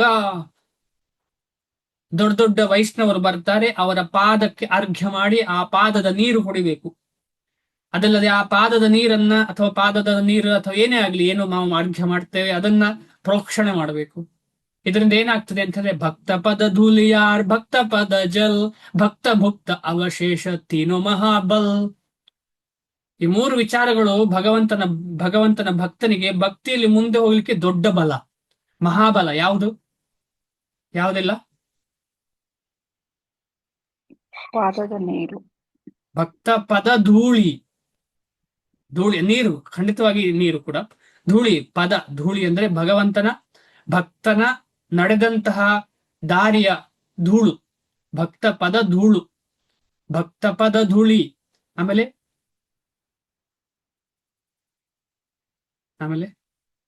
ಇನ್ನೆರಡು. ಶರಣಾಮೃತ, ಭಕ್ತ ಪದ ಜಲ. ಆಮೇಲೆ ಪ್ರಸಾದ, ಇನ್ನೊಂದು ಮಹಾಪ್ರಸಾದ. ಮಹಾಪ್ರಸಾದ ಹೇಳ್ತಾರೆ. ಕೃಷ್ಣನ ಪ್ರಸಾದ ಭಗವಂತನ ಭಕ್ತ ತಿಂತಾನೆ, ಅದು ನಮಗೆ ಅಕಸ್ಮಾತ್ ಸಿಕ್ಕಿದ್ರೆ ಅದು ಮಹಾಪ್ರಸಾದ ಆಗ್ತದೆ. ಅದಕ್ಕೆ ಭಕ್ತ ಭುಕ್ತ ಅವಶೇಷ, ಭಕ್ತ ತಿಂದಂತಹ, ಭುಕ್ತ ಅವಶೇಷ ಉಳ್ದದ್ದು ಅವರ ಪ್ರೀತಿಯಿಂದ ಕೊಟ್ರೆ ಅದಕ್ಕೆ ಭಕ್ತ ಭುಕ್ತ ಅವಶೇಷ ತಿನೋ ಮಹಾಬಲ್. ಇದು ದೊಡ್ಡ ಬಲ ಭಕ್ತಿಯಲ್ಲಿ ಮುಂದೆ ಹೋಗ್ಲಿಕ್ಕೆ. ನಾವ್ ಅನ್ಕೊಳ್ತೇವೆ ಭಕ್ತಿಯಲ್ಲಿ ಮುಂದೆ ಹೋಗ್ಲಿಕ್ಕೆ ಅಂದ್ರೆ ಚಂದ ಅರ್ಥ ಆಗ್ಬೇಕು ನಮಗೆ, ಇಲ್ಲ ಚಂದ ಅರ್ಥ ಆದ್ರೆ ಮಾತ್ರ ಅಂತ. ಇಲ್ಲ, ಬಲ ಯಾವುದು ಅಂತ ಹೇಳಿದ್ರೆ ಇದೆ ವೈಷ್ಣವರ ಸಂಘದಿಂದ ಸಿಗೋದು ಯಾವುದು? ಪಾದಧೂಳಿ, ಪಾದಜಲ, ಆಮೇಲೆ ಅವಶೇಷ, ಭುಕ್ತ ಅವಶೇಷ. ಇದು ಮೂರು ಇಂಪಾರ್ಟೆಂಟ್. ಎಲ್ಲಿಯಾದ್ರೂ ನಮ್ಗೆ ಅವಕಾಶ ಸಿಕ್ಕಿದ್ರೆ ಇದನ್ನ ನಾವು ಆದಷ್ಟು ಗಿಟ್ಟಿಸಿಕೊಳ್ಳಿಕ್ಕೆ ಪ್ರಯತ್ನ ಪಡಬೇಕು. ಭಗವಂತನು ಗೀತೆಯಲ್ಲಿ 3.30 ಮೈ ಸರ್ವಾಣಿ ಕರ್ಮಾಣಿ ಸನ್ಯಸ್ಯ, ಎಲ್ಲ ಕರ್ಮಗಳನ್ನು ನನಗೆ ಒಪ್ಪಿಸು, ಕೃಷ್ಣನಿಗೆ ಭಗವಂತನಿಗೆ ಒಪ್ಪಿಸು ಎಂದು ಹೇಳುತ್ತಾನೆ. ಎಲ್ಲ ಕರ್ಮಗಳು ಸರ್ವಾಣಿ ಕರ್ಮಾಣಿ ಯಾಸ್ತೆ ಮನಸಾಸ್ಮರನ್ ಅಂತ ಆ ಶ್ಲೋಕ ಹೇಳ್ತದೆ. ಇದರಿಂದ ನಿರ್ಣಯಿಸಬಹುದಾದುದೇನೆಂದರೆ ಕೃಷ್ಣ ಪ್ರಜ್ಞೆ ಇಲ್ಲದಿರುವ ಮನುಷ್ಯನು ಐಹಿಕ ಶರೀರ ಮತ್ತು ಇಂದ್ರಿಯಗಳ ಕಲ್ಪನೆಗೆ ಅನುಗುಣವಾಗಿ ಕರ್ಮ ಮಾಡುತ್ತಾನೆ. ಕೃಷ್ಣ ಪ್ರಜ್ಞೆ ಇಲ್ಲದವನು ಏನ್ ಮಾಡ್ತಾನೆ ನಾವು ಖಂಡಿತವಾಗಿ ನೋಡಬಹುದು. ನಾವೇ ಕಂಪೇರ್ ಮಾಡಿದ್ರೆ ನಮಗೆ ಸ್ವಲ್ಪ ಕೃಷ್ಣ ಪ್ರಜ್ಞೆಯ ಒಂದು ಮೆಟ್ಟಿಲು ಸ್ವಲ್ಪ ಅರ್ಥ ಆಗ್ತಾ ಇದೆ ಅಂತ ಅರ್ಥ ಮಾಡ್ಕೊಂಡ್ರೆ, ಅರ್ಥ ಆಗದವರನ್ನ ನಾವು ನೋಡಿದ್ರೆ ಖಂಡಿತವಾಗಿ ಅರ್ಥ ಮಾಡಬಹುದು ಅವರು ಯಾವ ಸ್ತರದಲ್ಲಿದ್ದಾರೆ, ಯಾವ ಸ್ತರದಲ್ಲಿ ಕೆಲಸ ಮಾಡ್ತಿದ್ದಾರೆ ಅಂತ ಹೇಳಿದ್ರೆ ಅವರು ಇಂದ್ರಿಯ ಭೋಗದ ಸ್ತರದಲ್ಲಿ ಕೆಲಸ ಮಾಡ್ತಾರೆ. ಹೌದಾ ಅಲ್ವಾ? ಯಾರಾದ್ರೂ ಅಲ್ಲ ಅಂತ ಹೇಳಿಕ್ಕಿದ್ದೀರಾ? ನಿಮ್ಮದೇ ಫ್ಯಾಮಿಲಿಯಲ್ಲಿ ಇರ್ಬೋದು, ನಿಮ್ಮ ಫ್ರೆಂಡ್ ಸರ್ಕಲ್ ಅಲ್ಲಿ ಇರ್ಬೋದು, ಅಥವಾ ಬೇರೆಲ್ಲ ಲೋಕದಲ್ಲಿ ಇರಬಹುದು. ಆ ಕಡೆ ಈ ಕಡೆ ಹೋಗೋರನ್ನ ಗಮನಿಸುವಾಗ ನಮಗೆ ಕಾಣುತ್ತದೆ ಅವರು ಯಾವ ಸ್ತರದಲ್ಲಿ ಕೆಲಸ ಮಾಡ್ತಿದ್ದಾರೆ ಅಂತ. ಯಾರಾದ್ರೂ ಏನಾದ್ರೂ ಹೇಳಲಿಕ್ಕೆ ಬಯಸ್ತೀರಾ?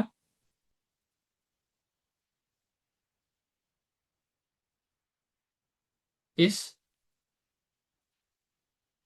ಭಗವಂತನ ಜಪ ಮಾಡುವಾಗ, ಭಗವಂತನ ಸೇವೆ ಮಾಡುವಾಗ, ಭಗವಂತನ ಬಗ್ಗೆ ಚಿಂತನೆ ಮಾಡುವಾಗ ನಾವು ಯಾರ ಸುಖಕ್ಕೆ ಮಾಡ್ತಿದ್ದೇವೆ? ಭಗವಂತನ ಸುಖಕ್ಕೆ ಮಾಡ್ತಾ ಇದ್ದೇವೆ. ಆದ ಕಾರಣ ನಾವು ಭಗವಂತನ ಸುಖ ಮಾಡುವ ಕಾರಣ, ಸುಖಕ್ಕೋಸ್ಕರ ಮಾಡುವ ಕಾರಣ ನಾವು ಆ ಕರ್ಮ ಬಂಧನದಲ್ಲಿ ಇಲ್ಲ. ಆದರೆ ಭಗವಂತನ ಸುಖಕ್ಕೆ ಹೊರತಾಗಿ ಬೇರೆ ಯಾರೆಲ್ಲ ಮಾಡ್ತಿದ್ದಾರೆ ನಮಗೆ ಕಾಣ್ತಾ ಇದೆ, ಆಗ ಅವರ ಮನಸ್ಸು, ಅವರ ಮಾತುಕತೆ ನಮಗೆ ಅರ್ಥ ಆಗ್ತದೆ. ಅವರು ಸಂಪೂರ್ಣವಾಗಿ ತನ್ನ ಇಂದ್ರಿಯ ಸುಖಕ್ಕೋಸ್ಕರ ಮಾಡ್ತಿದ್ದಾರೆ ಅಂತ ಹೇಳಿ. ತನ್ನ ಇಂದ್ರಿಯ, ಅದನ್ನು ನಾವು ಕೂಲಂಕುಷವಾಗಿ ಅರ್ಥ ಮಾಡ್ಲಿಕ್ಕೆ ಸಾಧ್ಯ, ಅಷ್ಟೇನು ಕಷ್ಟ ಇಲ್ಲ. ಆದರೆ ಕೃಷ್ಣ ಪ್ರಜ್ಞೆಯಲ್ಲಿ ಇರುವ ಮನುಷ್ಯನ ದೇಹವು ಕೃಷ್ಣನ ಸ್ವತ್ತು. ಯಾರ್ದು ಪ್ರಾಪರ್ಟಿ ಅದು? ಯಾರ ಪೊಸೆಷನ್? ನಮ್ಮ ದೇಹದ ಕೃಷ್ಣ. ಪೊಸೆಸಿವ್ ಸರ್ಟಿಫಿಕೇಟ್ ಯಾರ ಹತ್ರ ಇರೋದು? ಕೃಷ್ಣ. ನಾವು ನಮ್ಮ ಕೈಯಲ್ಲಿ ಇದೆ ಅಂತ ಅನ್ಕೊಂಡು ನಾವು ಅದನ್ನ ಬೇಕಾ ಬಿಟ್ಟು ಯೂಸ್ ಮಾಡ್ತಾ ಇದ್ದೇವೆ. ಈ ದೇಹ ಕೃಷ್ಣನ ಪೊಸೆಷನ್, ಆದ್ರೆ ನಾವೇ ಪೊಸೆಷನ್ ಸರ್ಟಿಫಿಕೇಟ್ ಅಂತ ಅನ್ಕೊಂಡು ಅದನ್ನ ತಗೊಂಡು ನಾವು ಬೇಕಾ ಬಿಟ್ಟು ಅದನ್ನ ಇಲ್ ಟ್ರೀಟ್ ಮಾಡ್ತಿದ್ದೇವೆ. ಅದಕ್ಕೆ ಆತ್ಮಹ ಅಂತ ಹೇಳ್ತಾರೆ. ಆತ್ಮ ಅಂದ್ರೆ ಏನು? ಏನು? ಆತ್ಮಹತ್ಯೆ ಮಾಡೋದು ಅಂತ. ಆತ್ಮಹತ್ಯೆ ಗೊತ್ತಿಲ್ಲದೆ ಆತ್ಮಹತ್ಯೆ. ಆದ ಕಾರಣ ಕೃಷ್ಣ ಪ್ರಜ್ಞೆಯಲ್ಲಿರೋನು ಈ ದೇಹವನ್ನ ಚೆನ್ನಾಗಿ ಕೃಷ್ಣನ ಸೇವೆಯಲ್ಲಿ ಉಪಯೋಗಿಸ್ಲಿಕ್ಕೆ ಉದ್ದೇಶಕ್ಕೋಸ್ಕರ ದೇಹವನ್ನ ಚೆನ್ನಾಗಿ ನೋಡ್ಕೊಳ್ಬೇಕು ಮತ್ತು ಅದು ಕೃಷ್ಣನ ಸೇವೆಯಲ್ಲಿ ನಿರತವಾಗಿರಬೇಕು ಎನ್ನುವ ತಿಳುವಳಿಕೆಯಿಂದ ಕರ್ಮ ಮಾಡುತ್ತಾನೆ. ಈ ದೇಹವನ್ನ ಭಗವಂತನ ಸೇವೆಯಲ್ಲಿ ತೊಡಗಿಸಿಕೊಳ್ತಾನೆ. ಈ ದೇಹ ನಂದಲ್ಲ, ಈ ದೇಹ ಭಗವಂತನ ಪ್ರಸಾದ. ಬೇರೆ ಬೇರೆ ಕಾರಣಗಳಿರಬಹುದು, ನನ್ನ ಕರ್ಮವೇ ಕಾರಣ ಇರಬಹುದು. ಆದರೆ ಈಗ ಯಾವಾಗ ನಾನು ಈ ದೇಹವನ್ನ ಭಗವಂತನ ಸೇವೆಯಲ್ಲಿ ಉಪಯೋಗಿಸ್ತೇನೆ, ಆದ ಕಾರಣ ಇದು ಭಗವಂತನ ಪ್ರಸಾದ, ಏನೂ ಅಲ್ಲ ಬೇರೆ. ಕಾಲ ಕರ್ಮ ಗುಣ ಅಧೀನೋ ದೇಹೋ ಎಂ ಪಾಂಚಭೌತಿಕಂ. ಕಾಲ ಕರ್ಮ ಗುಣಕ್ಕೆ ಅಧೀನವಾದಂತ ಇದು. ಕಾಲ ಏನಂದ್ರೆ, ಕಾಲ ಅಂತ ಹೇಳಿದ್ರೆ ಭಗವಂತನ ನೇರ ಸಂಬಂಧ ಇರುವಂತದ್ದು ಕಾಲ. ಕರ್ಮ ನಮ್ಮ ಸಂಬಂಧ ಇರುವಂತದ್ದು. ಭಗವಂತನಿಗೂ ನಮ್ಮ ಕರ್ಮಕ್ಕೂ ಸಂಬಂಧ ಇಲ್ಲ. ಗುಣ ಭಗವಂತನಿಗೆ ನೇರ ಸಂಬಂಧ. ಆದ ಕಾರಣ ಎರಡು ಸಂಬಂಧ ಇರುವುದು. ಆದ ಕಾರಣ ಭಗವಂತನಿಗೆ ನೇರ ಸಂಬಂಧ ಇದೆ ಈ ದೇಹದ್ದು. ನಮಗೆ ಗೊತ್ತಿಲ್ಲ, ಪರೋಕ್ಷವಾಗಿ ಅಂತ ಅನ್ಕೊಳ್ತೇವೆ. ಆದ್ರೆ ಭಗವಂತ ಈ ದೇಹದಲ್ಲಿ ಇದ್ದುಕೊಂಡು ಎಲ್ಲ ಕಡೆ ದೇಹದ ಬಗ್ಗೆ ಭಗವಂತನಿಗೆ ಗೊತ್ತು. ನಮಗಿಂತ ಜಾಸ್ತಿ ನಮ್ಮ ದೇಹದ ಬಗ್ಗೆ ಭಗವಂತನಿಗೆ ಗೊತ್ತು. ಯಾಕಂದ್ರೆ ಯಾರು ಕಾರು ಮ್ಯಾನುಫ್ಯಾಕ್ಚರ್ ಮಾಡ್ತಾರೆ ಅವರಿಗೆ ಯಾರು ಗೊತ್ತಿರೋದ ಕಾರಿನ ಬಗ್ಗೆ? ಅಲ್ಲ ಡ್ರೈವರಿಗೆ ಗೊತ್ತಿರೋದ? ಕಾರು ಮ್ಯಾನುಫ್ಯಾಕ್ಚರ್ ಮಾಡಿದವರಿಗೆ ಹೆಚ್ಚು ಕಾರಿನ ಬಗ್ಗೆ ಗೊತ್ತಿರುವುದಾ? ಅಲ್ಲ ಡ್ರೈವರಿಗೆ ಗೊತ್ತಿರುವುದಾ? ಕಾರ್ ಮ್ಯಾನುಫ್ಯಾಕ್ಚರರ್ ಬಗ್ಗೆ ಪ್ರಭುಜಿ. ನಾವು ಈ ದೇಹವನ್ನು ಡ್ರೈವ್ ಮಾಡಿದಾಗ ಕಾಣ್ತಾ ಇದೆ, ಆದ್ರೆ ಈ ದೇಹವನ್ನು ಮ್ಯಾನುಫ್ಯಾಕ್ಚರ್ ಮಾಡಿದ್ ನಾವಲ್ಲ. ಧನ್ಯವಾದ ಪ್ರಭುಗಳೇ. ಈ ದೇಹವನ್ನು ಮ್ಯಾನುಫ್ಯಾಕ್ಚರ್ ಮಾಡಿದ್ದು ಪ್ರಕೃತಿ. ಅಂದ್ರೆ ಪ್ರಕೃತಿಯ ಹಿಂದೆ ಇರುವುದು ಭಗವಂತ ಮ್ಯಾನುಫ್ಯಾಕ್ಚರ್ ಮಾಡಿದ್ದು. ಆದ ಕಾರಣ ನಮಗೆ ಈ ದೇಹದ ಬಗ್ಗೆ ಸಂಪೂರ್ಣ ಅರಿವು ಆಗ್ಲಿಕ್ಕೆ ಸಾಧ್ಯವೇ ಇಲ್ಲ. ಎಷ್ಟೇ ರಿಸರ್ಚ್ ಮಾಡಿದ್ರು ಸಾಧ್ಯವೇ ಇಲ್ಲ. ಅದಕ್ಕೊಂದು ಒಂದು ಒಂದು ಪರಿನಿಧಿ ಅಂತ ಇದೆ. ಪರಿಧಿ ಅಂದ್ರೆ ಸರ್ಕಂಫರೆನ್ಸ್, ಒಂದು ಪರಿಧಿ ಇದೆ ಅಂತ ಇದೆ. ಆ ಪರಿಧಿಗಿಂತ ಜಾಸ್ತಿ ಅರ್ಥ ಮಾಡ್ಲಿಕ್ಕೆ ಸಾಧ್ಯವೇ ಇಲ್ಲ. ಆದ ಕಾರಣ ನಾವೆಲ್ಲ ಎಷ್ಟು ಚೆನ್ನಾಗಿ ಅರ್ಥ ಆಯ್ತು ಅಂತ ಹೇಳಿದ್ರೆ, ಈ ದೇಹ ಯಾಕೆ ಸಿಕ್ಕಿದೆ ನಮಗೆ, ಕರ್ಮಾನುಬಂಧವಾಗಿ ಸಿಕ್ಕಿದ ದೇಹವನ್ನ ಈಗ ನಮಗೆ ಸ್ವಲ್ಪ ಆದ್ರೂ ಅರ್ಥ ಆದ ಮೇಲೆ ಈ ದೇಹವನ್ನ ನಾವು ಭಗವಂತನ ಸೇವೆಯಲ್ಲಿ ನಿಯೋಜಿಸ್ಲಿಕ್ಕೆ ನಾವೆಲ್ಲ ಪ್ರಯತ್ನ ಪಡೋಣ. ಇಷ್ಟು ಹೇಳಿ ಇವತ್ತಿನ ಕ್ಲಾಸನ್ನ ನಿಲ್ಲಿಸೋಣ. ಏನಾದ್ರು ಪ್ರಶ್ನೆ ಇದ್ರೆ ಡಿಸ್ಕಷನ್ ಮಾಡೋಣ.